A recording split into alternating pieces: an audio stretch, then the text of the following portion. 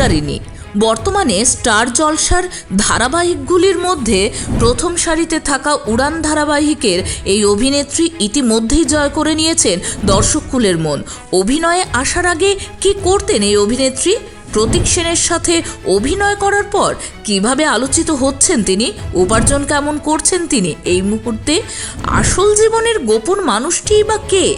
আসুন জেনে নেওয়া যাক অভিনেত্রীর আসল জীবনের কিছু না জানা কথা। পূজারিনীর আসল নাম রত্নপ্রিয়া দাস। বর্তমানে কাজের সূত্রে কলকাতার বাসিন্দা হলেও আসল বাড়ি চন্দননগরে। পড়াশোনা, বেড়ে ওঠার সমস্ত কিছুই সেখানে। যোগমায়া দেবী কলেজ থেকে গ্রাজুয়েশন করেছেন তিনি। ভীষণ ভালোবাসেন নাচ করতে, সেই স্বপ্ন নিয়েই বড় হয়েছিলেন তিনি।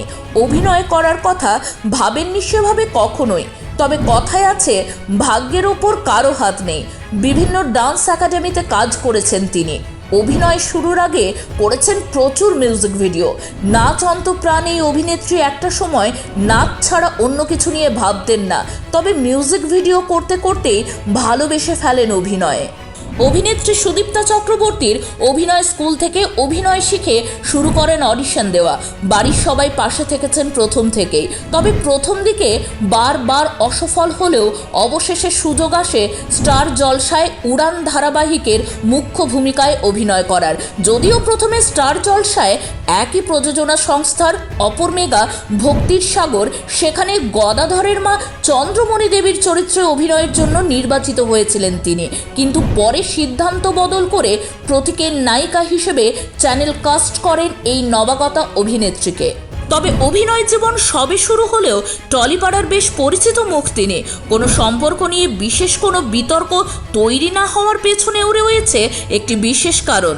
তিনি এই পথ যদি না শেষ হয় সহ আরও অনেক পরিচিত ধারাবাহিকের ডিরেক্টর কৃষ বসুর প্রেমিকা। শোনা যাচ্ছে ডেটিং তো তারা করছেনই, এমনকি বিভিন্ন অনুষ্ঠানে, শপিং মলে প্রায় সর্বত্রই একসাথে দেখা যায় তাদের। অনেকে মনে করেন তাদের বিয়ের কথাও নাকি ঠিক হয়ে আছে এবং তাদের এই সম্পর্কের কথা দুজনেই স্বীকার করেন সকলের সামনে। এর আগে বেশ কিছু স্বল্প দৈর্ঘ্যের ছবি এবং মিউজিক ভিডিও করলেও এটি অভিনেত্রীর প্রথম ধারাবাহিক। আপাতত তিনি মাসে 1 থেকে 1.5 লক্ষ টাকা পর্যন্ত উপার্জন করে থাকেন। প্রথম ধারাবাহিক শুরু হওয়ার কিছুদিনের মধ্যেই দর্শকদের মন জয় করে নিয়েছেন তিনি। আশা রাখি ভবিষ্যতে আরও অনেক ভালো কাজ করে যাবেন তিনি। আর কেমন লাগলো আপনাদের পছন্দের নবাগতা এই অভিনেত্রীর জীবনের অজানা গল্প জেনে? জানাতে ভুলবেন না কিন্তু। আর এরকম রূপলী পর্দার মানুষদের জীবনের অজানা গল্প জানতে অবশ্যই লাইক করে রাখুন আমাদের পেজটি।